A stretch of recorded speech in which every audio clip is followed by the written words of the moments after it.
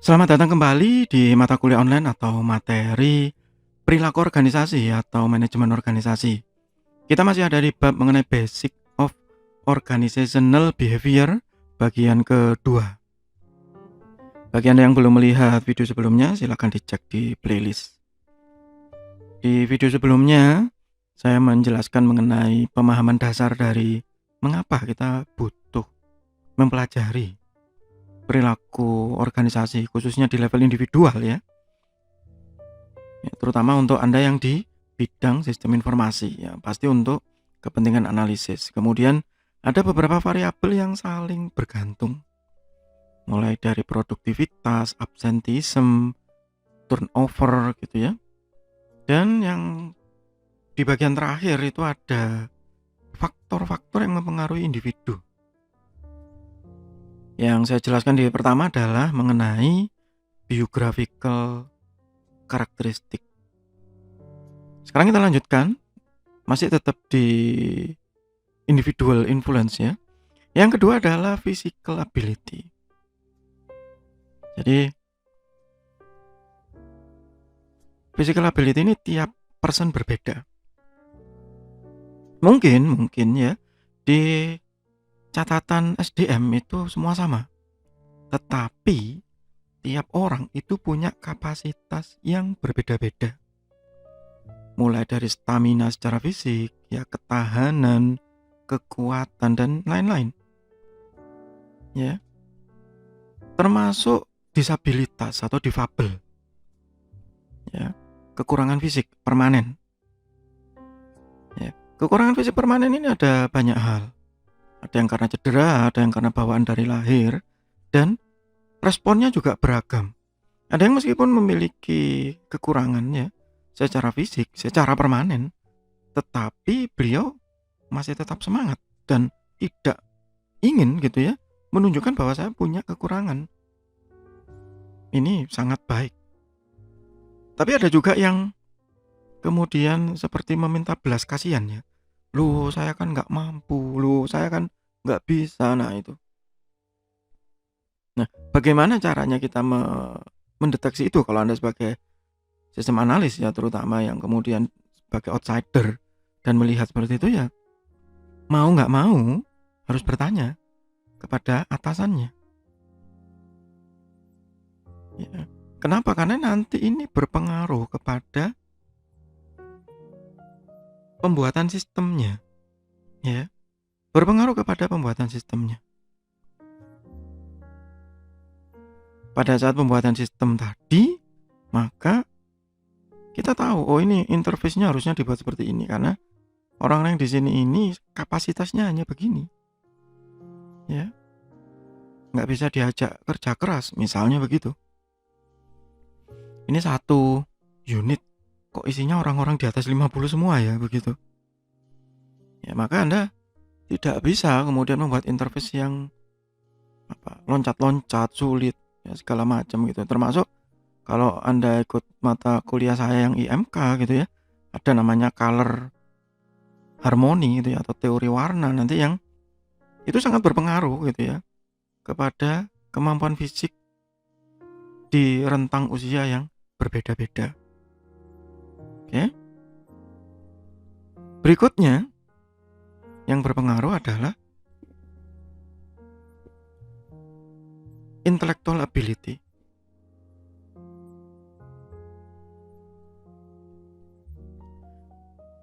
Kemampuan intelektual. Nah, saya tidak membuat subjudulnya education level gitu ya, tetapi intellectual ability karena jenjang gelar itu tidak menjamin jenjang intelektual. Ya, ada yang bilang kecerdasan segala macam, ya betul. Kalau bahasa Jawa katanya dedel gitu ya, sulit diajari. Comprehensionnya sangat berat. Memori, suka lupa.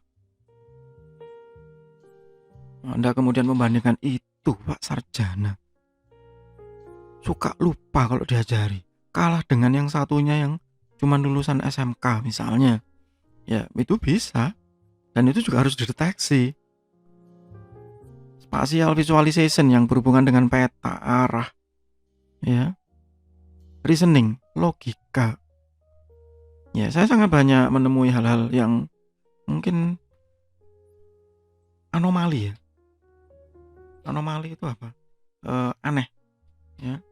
Saya ketemu dengan rekan-rekan karyawan di gudang ya dulu waktu sebagai software developer, yang beliau-beliau ini maksimal jenjang pendidikannya SMA. Ada yang SMK, ada yang SMA. Itu pun paling cuma 3 orang ya. Sisanya itu malah lulusan SMP.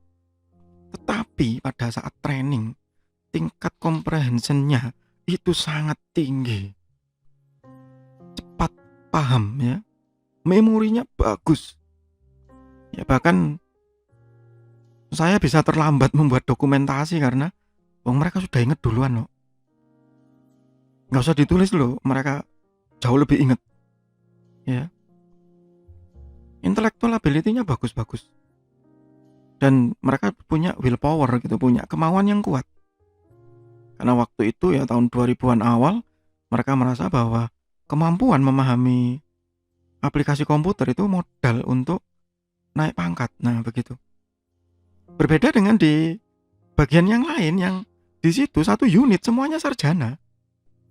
Tetapi kalau diajari, di training, sulitnya minta ampun.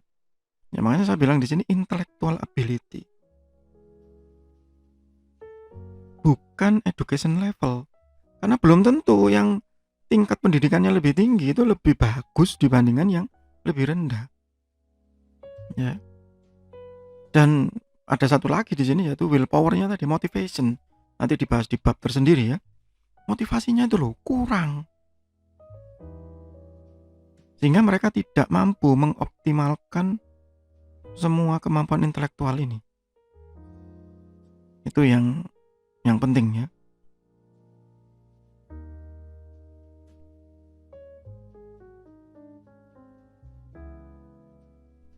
Sehingga biasanya gitu ya, orang-orang SDM atau pihak manajemen sumber daya manusia itu berusaha mengubah individu-individu tadi. Sekarang pertanyaannya, bisa tidak gitu mengubah individu tadi? Jawabannya bisa. Dengan cara apa? Learning, belajar. Ya seperti yang Anda lakukan sekarang ini, melihat video saya belajar.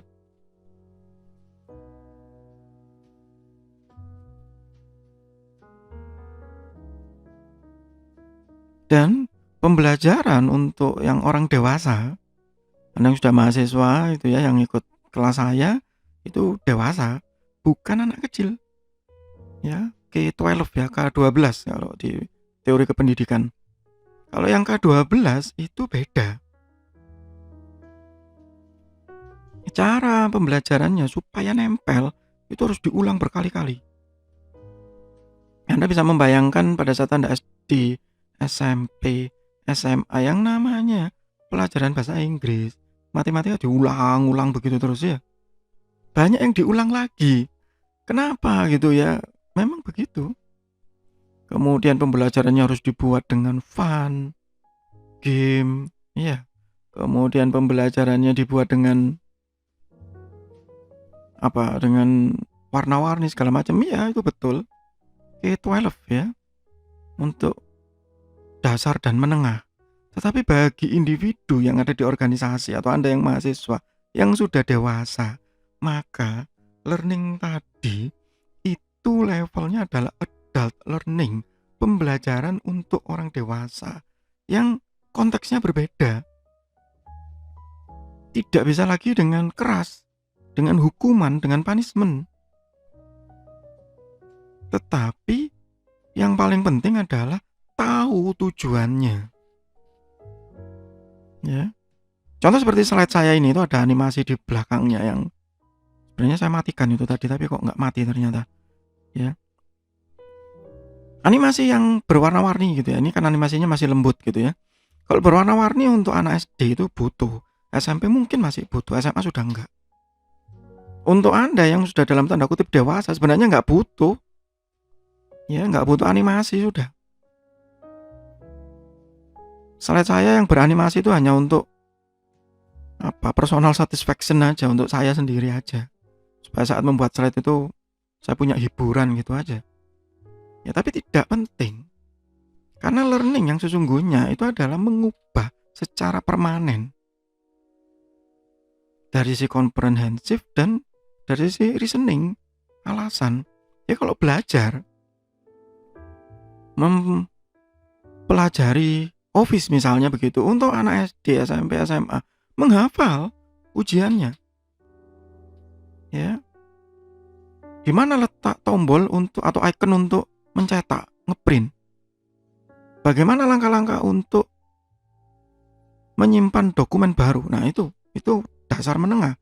Tapi kalau untuk dewasa tidak seperti itu. Pastikan dulu tujuannya. Saya mentraining misalnya ke satu tenaga administrasi tadi. Pak, pakai Office ya? Loh, harus ya Mas pakai Office? Iya. Kenapa? Bapak butuhnya apa? Excel kan? Untuk menghitung begini. Iya. Saya itu sering menghitung begini. Saya tanya, kenapa kok sering menghitung? Ya karena itu sehari-hari, bahkan mungkin saya ya 30 menit sekali gitu mesti menghitung. Biasanya pakai apa? Pakai kalkulator. Sudah pakai kalkulator, masih dicatat di kertas buram lagi. Karena hitung-hitungannya banyak. Kemudian terima nota pembelian gitu ya. Tanda terima, bukti penerimaan barang. Dicek lagi harganya, di total, manual bla bla bla segala macam. Kemudian saya pancing. Ini loh Pak, kalau pakai Excel saya tampilkan ya, lihat dulu sebentar, kemudian saya masukkan harga-harga dasarnya ya, kebiasaan dia waktu menerima barang segala macam menjadi satu tabel. Kemudian di sebelahnya ya saya beri rumus-rumus sederhana gitu, pakai if gitu ya, yang sederhana saja, VLOOKUP. Kemudian saya tunjukkan ke beliaunya, ini loh Pak, kalau Bapak pakai begini, menghitung ini sudah nggak pakai kalkulator, tinggal di drag ke bawah, di copy, loh kan sudah muncul hasilnya. Loh iya, kok cepet ya? Nah itu tujuannya. Sehingga pada saat mereka memahami tujuannya adalah mempercepat efisiensi segala macam, mereka akan bersemangat dalam belajar. Kan sudah tahu tujuannya ngapain. Saya belajar ini untuk apa? Itu adult learning. Itu pembelajaran orang dewasa, dan itu yang bisa change individual. Itu kenapa selalu saya di awal menekankan ya, emphasizing atau ya menekankan bahwa tujuannya kenapa kok belajar perilaku organisasi itu. Saya kan sistem informasi itu ya. Kalau Anda yang di kelas saya sistem informasi, apa hubungannya?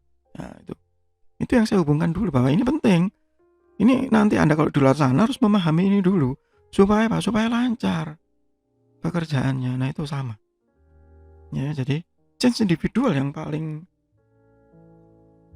efektif adalah learning. Seberapa lama sekarang learningnya? Nah, itu tadi butuh willpower yang kuat, butuh motivasi yang kuat. Itu untuk sementara di bagian kedua dari bab Basic of Organizational Behavior, masih di mata kuliah online atau materi perilaku organisasi atau manajemen organisasi. Semoga bermanfaat, tetap sehat, tetap semangat. Terima kasih.